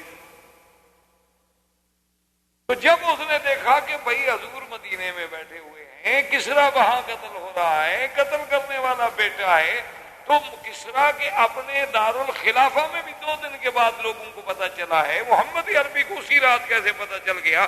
اس نے کہا اپنے وفد سے سن لو، اشہد ان لا الہ الا اللہ واشہد ان محمد رسول اللہ، اللہ کا نبی ہے، میں نے کلمہ پڑھ لیا، ختم، میں مسلمان ہوں، میں نبی سے مقابلہ نہیں کر سکتا. اور اپنی قوم کو بلایا اور کہا کہ دیکھو میں مسلمان ہو گیا ہوں، مسلمان ہونا ہے ہو جاؤ، نہیں ہونا ہے تمہاری مرضی. اس کی قوم کے بازان کے قبیلے کے اکثر لوگ جو تھے وہ بھی اسلام میں آ گئے. اور یہ اسلام کی ایک عظیم فتح تھی کہ یمن کے ایک حصے کا بادشاہ مسلمان ہو گیا، ادھر نجاشی مسلمان ہو گیا. اور ہرقل چاہے اسلام نہ لے آیا دل سے، لیکن ظاہراً تو اس نے ایسی باتیں کی نا جس سے اسلام کا روپ پڑ گیا. تو اب عمرو بن العاص جو تھے وہ جا کے ملے عبد سے، اور انہوں نے اس کو کہا کہ دیکھو اس طرح میں آیا ہوں اسلام کو. جناب بڑا غصے میں آ گیا. میں نہیں جانتا. انہوں نے کہا دیکھو اب ٹھنڈے دل سے غور کرو. اسلم بازان اسلام لا چکا. اب بازان کے پیچھے تو کسرا ہے. انہوں نے کہا وہ مر گیا. اچھا. اور اس نے کہا اسلم نجاشی حبشے کا بادشاہ بھی مسلمان ہو گیا. نجاشی حبشے کا بادشاہ. انہوں نے کہا اور سنو اسلم ملک و بحرین جو ہمارے قریب جو ہے نا وہ بادشاہ بھی مسلمان ہو گیا. اس نے بھی کلمہ پڑھ لیا ہے. سوچو غور کرو اتنے بادشاہوں سے لڑو گے تم. اب ایک بات اس نے کہا اچھا مجھے غور کرنے دو میں جعفر سے بھی بات. اس نے کہا تمہاری مرضی. اس نے جا کر جعفر سے بات کی. جعفر نے کہا اچھا اس آدمی کو بلاؤ جو خط لایا ہے. عمرو بن العاص کو بلایا. عمرو بن العاص نے پھر اسلام کے محاسن، حضور صلی اللہ علیہ وسلم کے معجزات اور حضور صلی اللہ علیہ وسلم کا ہرقل کے پاس آدمی بھیجنا، ہرقل کا جواب دینا، یہ ساری باتیں جب پیش کی تو انہوں نے کہا اچھا دیکھو تم گواہ ہو جو ہم دونوں بھی کلمہ. عبد اور جعفر جو تھے یہ دونوں بھی مسلمان. اللہ تبارک و تعالیٰ نے ان کو بھی اسلام نصیب. اسی طرح حضور صلی اللہ علیہ وسلم نے اپنا خط بھیجا بقوقس کے پاس. یہ بھی روم کے ایک علاقے کا بڑا تھا. بقوقس کو جب حضور صلی اللہ علیہ وسلم کا خط ملا اس نے خط پڑھا اور اس کے بعد اس نے اپنے علماء سے رجوع کیا. ساری تسلی کرنے کے بعد اس نے بھی آ کر اپنے شاہی عدالت میں جہاں بیٹھتے تھے وہاں اپنے ایوان میں بیٹھ کے اس نے کہا کہ دیکھو لوگوں مجھے تحقیق ہو چکی ہے وہ اللہ کے سچے نبی ہیں. میں بھی کلمہ پڑھتا ہوں اشہد ان لا الہ الا اللہ واشہد ان محمد رسول. اب ہر طرف سے اسلام لیکن فتح مبین ہے حدیبیہ کے نہیں. اس وقت تو کسی کو سمجھ نہیں آ رہی تھی نا کہ ہم تو بزدل بن کے سلو کر رہے ہیں. لیکن اللہ نے فرمایا انا فتحنا لک فتحا مبینا لیغفر لک اللہ ما تقدم من ذنبک وما تأخر ویتم نعمته علیک ویہدیک صراطا مستقیما وینصرک اللہ نصرا عزیزا. اب جب آپ سورت فتح پڑھیں تو پھر ان واقعات کو ذہن میں رکھیں. پھر دیکھیں قرآن کیسے سمجھ آتا ہے. پھر دیکھیں کہ قرآن کیسے سینے میں اترتا ہے. ایسے تو آدمی پڑھ کے چلا جاتا ہے فتح ہم نے فتح دی آپ کو فتح دی اتر گیا. کیا فتح دی بھی. اب دیکھیں اس فتح مبین کے اثرات، حدیبیہ کی صلح کے اثرات، ماوراء حدیبیہ کی صلح کے اثرات کہ ہر طرف سے اسلام اسلام اسلام. اور مقوقس نے پھر حضور صلی اللہ علیہ وسلم کی خدمت میں دو کنیزیں جو اعلیٰ خاندان سے تعلق رکھتی تھیں اور قبط کے معروف خاندانوں سے، اور ایک بغلہ کہتے ہیں خچر، اور قیمتی ہدایا اور سونے چاندی کے دینار حضور کے پاس ہدیہ بھیجیے. یہ وہی بی بی ہے ماریہ قبطیہ جس کے ساتھ پھر حضور صلی اللہ علیہ وسلم نے شادی کی اور اپنی بیوی بنایا. اور یہ وہی ماریہ قبطیہ ہے جس کے بدن سے اللہ نے حضور کو بیٹا حضرت ابراہیم. تو اب حضور صلی اللہ علیہ وآلہ وصحبہ وسلم ان احوال میں کہ جب آپ نے خطوط بھیجے اور اس کے ساتھ بعض قبائل اور بعض لوگ ایسے بھی تھے کہ جنہوں نے ابھی تک اسلام قبول نہیں کیا تھا، اور ان دنوں میں وہ جو عیینۃ بن حصن آپ جس کے بارے میں پڑھ چکے ہیں، احمق المطاع بنی غطفان کا قبیلے کا سردار، اور اسی طرح بنی مرہ کا سردار حارث، ان دونوں نے جب بات سنی تو حارث نے کہا کہ عیینہ اب تو ہرقل بھی ڈر گیا، اب تو کسریٰ بھی مر گیا، اب بہتر ہے کہ ہم مسلمان ہو جائیں، مسلمان کے ساتھ مل کے کچھ فائدہ اٹھا لیں. انہوں نے کہا اچھا بات تو نہیں کہتے. یہ دونوں ابھی مسلمان ہونے کے لیے نکلے تو ایک آدمی جا رہا تھا فزارہ، وہ عمرہ کرنے کے لیے جا رہا تھا، وہ بھی کافر تھا. اس نے کہا کہاں جا رہے ہو؟ کہا مسلمان ہونے. جلدی نہ کرو، مسلمان نہ ہو، میں جا رہا ہوں عمرے پہ، مجھے مکے میں جا کے ذرا پتہ کرنے دو کہ قریش کا حال کیا ہے. اگر تو قریش بھی ڈھیلے پڑ گئے، ہمارے قریب ہیں قریش، روم فارس ہمارے قریب نہیں ہے، اگر تو قریش بھی کمزور ہو گئے ہیں تو واپسی پہ میں آگے بتاؤں گا پھر مسلمان ہو گئے، اور اگر قریش ڈٹے ہوئے ہیں نا تو پھر ہمیں ابھی پاؤں پہ رہنا چاہیے۔ بات ہے کہ خالد جیسا عقل والا آدمی، خالد جیسا ذہین آدمی، ابھی تک اس کو اسلام کی حقانیت معلوم نہیں ہو سکی، سمجھ نہیں آ سکی کہ اسلام ایک سچا مذہب ہے۔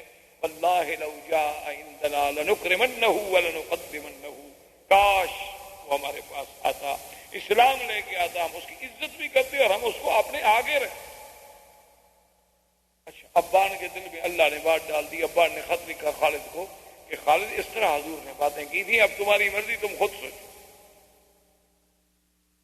لیکن دیکھو کافر ہے، حضور نے جو بات کی تھی وہ پہنچائی خالد۔ اسی اسنا میں عمرو بن العاص مکے میں آئے، ان کی ملاقات خالد بن ولید سے ہو گئی، انہوں نے بتلایا کہ اللہ کے بندے وہ تو عبد بھی مسلمان ہو گیا، جعفر بھی مسلمان ہو گیا، بحرین بھی مسلمان ہو گیا، کیا سوچ رہے ہو؟ کیوں اپنے آپ کو اسلام کے پیچھے چھوڑ رہے ہو؟ اسلام ایک سچا مذہب ہے جو غالب ہے۔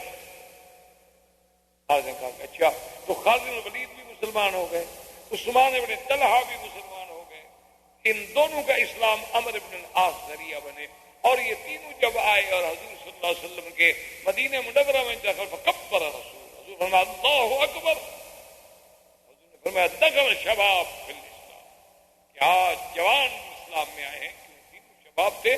اور پھر خالد ولید تو وہ آدمی ہیں کہ پورے عرب کی تاریخ میں، یعنی حضور صلی اللہ علیہ وسلم کے قرن میں صرف دو آدمی تھے، ایک خالد بن ولید اور ایک زبیر بن العوام، جو دونوں تلواروں دونوں ہاتھ سے لڑتے تھے، ورنہ آج تک کوئی بہادر ایسا نہیں ہوا جو دو ہاتھ سے لڑے، ہمیشہ تلوار ایک ہاتھ سے چلائی جاتی ہے، دوسرے میں ترس پکڑتے ہیں، ڈھال پکڑتے ہیں، گھوڑے کو پکڑتے ہیں اور ایک ہاتھ سے تلوار چلاتے ہیں، لیکن یہ دونوں ایسے بہادر تھے کہ دونوں ہاتھ سے تلوار چلاتے تھے اور گھوڑے کو اپنے ٹانگوں سے قابو رکھتے تھے، اور ماشاءاللہ قد اتنا بڑا تھا کہ گھوڑے سے بھی پاؤں زمین پہ لگ جاتا، طویل قامت، اور اتنی ہیبت ہوتی تھی کہ دشمن سامنے کھڑا نہیں سامنے آئے۔ اور وہ فضالہ جب آیا تو اس نے قریش سے پوچھا کہ مکے والوں کیا خیال ہے، حالات کیا؟ انہوں نے کہا ہم تو تیاریاں کر رہے ہیں، حالات کیا ہیں؟ ہم نے تو صلح حدیبیہ کا ایک بہانہ بنایا کہ کچھ ہمیں تیار ہونے کا موقع مل جائے، ہم تو تیاری کر رہے ہیں، بس تھوڑی دیر ہے، ہم جب تیار ہو گئے ہم تو پھر حملہ کریں گے مکے میں، مدینہ منورہ۔ حضور صلی اللہ علیہ وسلم کو ایک اطلاع یہ ملی، اور ایک اطلاع یہ ملی کہ بنی غسان جو ہیں وہ تیاری کر رہے ہیں مدینہ منورہ پہ حملہ کرنے کی، جس کو مارکہ موتا کہا جاتا ہے، موتا، تو حضور پاک نے اس کے لیے عمرو بن العاص کی قیادت میں حکم دیا، لشکر کو موتا روانہ کیا، وما علینا الا البلاغ۔ برادران اسلام، واجب الاحترام بزرگوں، دوستوں، بھائیوں، عزیز نوجوانوں، حضور صلی اللہ علیہ وسلم کی سیرت طیبہ کے دروس کے سلسلے میں الحمدللہ ثم الحمدللہ کہ ہم نے سرکار دو جہاں حبیب کبریا سیدنا محمد مصطفیٰ صلی اللہ علیہ وسلم کی ولادت طیبہ سے لے کر پھر آپ کی ہجرت، غزوہ احد، غزوہ احزاب، اجلاء یہود، اور اس کے بعد غزوہ خیبر، اور غزوہ خیبر کے بعد حضور صلی اللہ علیہ وسلم کا واپس مدینہ منورہ میں تشریف لے آنا، اور مختلف سرایا کو مختلف علاقوں میں بھیجنا، تاکہ جن لوگوں نے احزاب کے موقع پر بغیر کسی عداوت کے کفار قریش کے ساتھ مل کر مدینہ منورہ پہ چڑھائی کی، ان کو ادب سکھلایا جائے تاکہ آئندہ کوئی قبیلہ ایسی جرت نہ کر سکے۔ اسی ضمن میں حضور صلی اللہ علیہ وسلم نے ایک سریہ میں لشکر تیار فرمایا، اور اس کو غساسنہ یہ بنو غسان، یہ بنو غسان جو ہیں یہ روم کے حلیف تھے، جیسا کہ آپ پڑھ چکے ہیں اور تاریخ میں سن چکے ہیں کہ اس دور میں جو سپر پاورز تھی یہی تھی، روم تھا، کسریٰ تھا. تو یہ غسان جو ہیں، غساسنہ جو کہلاتے تھے، یہ خود بھی ایک بہت بڑا قبیلہ تھا، لیکن یہ حلیف تھے روم کے. حضور صلی اللہ علیہ وسلم نے بنو غسان کی تعذیب کے لیے جو لشکر تیار فرمایا، تقریباً 2000 آدمی پر مشتمل، کیونکہ وہ بہت بڑا قبیلہ تھا اور بڑا طاقتور قبیلہ تھا، جسے بعد میں غزوہ تو آپ نہیں کہہ سکتے چونکہ حضور صلی اللہ علیہ وسلم تشریف نہیں لے گئے، جسے آپ جنگ کہہ سکتے ہیں، مارکہ کہہ سکتے ہیں، سریہ کہہ سکتے ہیں، موتا کے نام سے کتابوں میں، احادیث میں، سیر میں مشہور ہوا، کیونکہ اس جگہ کا نام موتا تھا اور قلعہ جو تھا وہ موتا کا قلعہ کہلاتا تھا. اور اس سریے میں ایک عجیب بات ہوئی کہ حضور صلی اللہ علیہ وسلم نے جب سریے کو حکم دیا جانے کے لیے تیار کیا تو آپ نے فرمایا کہ سب سے پہلے تو اس سریے کا پرچم جو ہے وہ حضرت زید اٹھائیں گے، اور اگر حضرت زید شہید ہو جائیں تو پھر یہ پرچم جو ہے حضرت جعفر اٹھائیں گے، اور حضرت جعفر کے بعد یہ پرچم جو ہے ابی عبیدہ بن الجراح اٹھائیں گے. ایک روایت میں ہے کہ عبداللہ ابن رواحہ اٹھائیں. حضور صلی اللہ علیہ وسلم نے عام طور پہ جو لشکر ہوتے تھے، فوج ہوتی تھی، وہ جمعرات، جمعہ کے دن زیادہ سفر نہیں ہوتے تھے. یہ پہلا سفر ہے جو صحابہ نے جمعہ کے دن صبح کی نماز کے بعد شروع کیا، اور اسی سفر میں عبداللہ ابن رواحہ جو تھے وہ واپس آ گئے راستے سے. ان کے دل میں یہ آیا کہ جب مدینہ منورہ میں جمعہ ہے اور حضور صلی اللہ علیہ وسلم کے ساتھ جمعہ پڑھنے کی سعادت کو معمولی سعادت تو نہیں ہوتی، اور پھر ہم لوگ جہاد پہ جا رہے ہیں، خدا جانے واپس بھی آئیں گے یا نہیں آئیں. تو وہ واپس آ گئے مدینہ منورہ میں. انہوں نے آ کر جمعہ حضور صلی اللہ علیہ وسلم کے ساتھ پڑھا. حضور کی جب نظر پڑی تو حضور نے جمعہ سے فارغ ہونے کے بعد بلایا، فرمایا کہ عبداللہ کیا ہو گیا؟ ہم نے آپ کو حکم دیا ہے کہ آپ غساسنہ کی طرف جائیں اور آپ واپس آ گئے. اس نے کہا رسول اللہ میں کسی وجہ سے یا کسی کمزوری سے واپس نہیں آیا، بس میرے دل میں آ گیا کہ آج جمعہ کا دن ہے اور حضور کے پیچھے مدینہ منورہ میں جمعہ ادا کروں، اور پھر میرے پاس الحمدللہ بڑی تیز رفتار سواری ہے اور میں قافلے کو ابھی جا کے پکڑ لیتا ہوں. حضور نے فرمایا تم جانتے ہو کہ اگر ساری دنیا جو ہے نا وہ اگر تمہیں مل جائے اور اللہ کے راستے میں خیرات کرو تو ان کے ثواب کو تم نہیں پہنچ سکتے جو جا رہے ہیں. تو خیر عبداللہ بن رواحہ چل. جب یہ قافلہ روانہ ہو گیا تو ان کی مدد کے لیے اور صحابہ بھی بھیجے گئے. اب ان کا جو عدد تھا وہ 3000. ایک یہودیوں کا بہت بڑا عالم تھا، اس کو جب ایک صحابی نے یہ بات سنائی کہ بھی اس طرح حضور پاک نے لشکر بھیجا ہے، سریہ بھیجا ہے، اور آپ نے فرمایا کہ پہلے پرچم زید لے گا، پھر جعفر لے گا، پھر عبداللہ لیں گے، تو اس یہودی نے کہا کہ تم سمجھتے ہو یہ کیا بات ہے؟ کہا کہ نہیں کوئی بات نہیں، یہ تو پرچم ہے. بھئی جنگ میں کبھی وہ اٹھاتا ہے، کبھی وہ اٹھاتا ہے، کبھی وہ اٹھاتا ہے. اس نے کہا نہیں، اللہ کا نبی جب ایسی بات کرے تو یہ دلیل ہوتی ہے کہ وہ لوگ شہید ہو جائیں گے. حضور صلی اللہ علیہ وسلم نے جب یہ بات فرما دی ہے کہ پہلے زید اٹھائیں گے پرچم، پھر جعفر اٹھائیں گے، مطلب یہ ہے کہ وہ شہید ہو جائیں گے، اب وہ بچ نہیں سکتے. کہا کیسے؟ اس نے کہا بس ہم نے تو کتابوں میں پڑھا ہے نا کہ اللہ کے نبی سے جب یہ بات نکل جائے تو یہ علامت ہوتی ہے کہ وہ لوگ شہید ہو. اس نے کہا ٹھیک. اب جناب جب یہ لشکر وہاں پہنچا اور وہ غساسنہ بنو غسان کو بھی پتہ چلا تو ان کا جو سردار تھا حارث، اس نے روم کے بادشاہ کو لکھا کہ ہماری مدد کرو.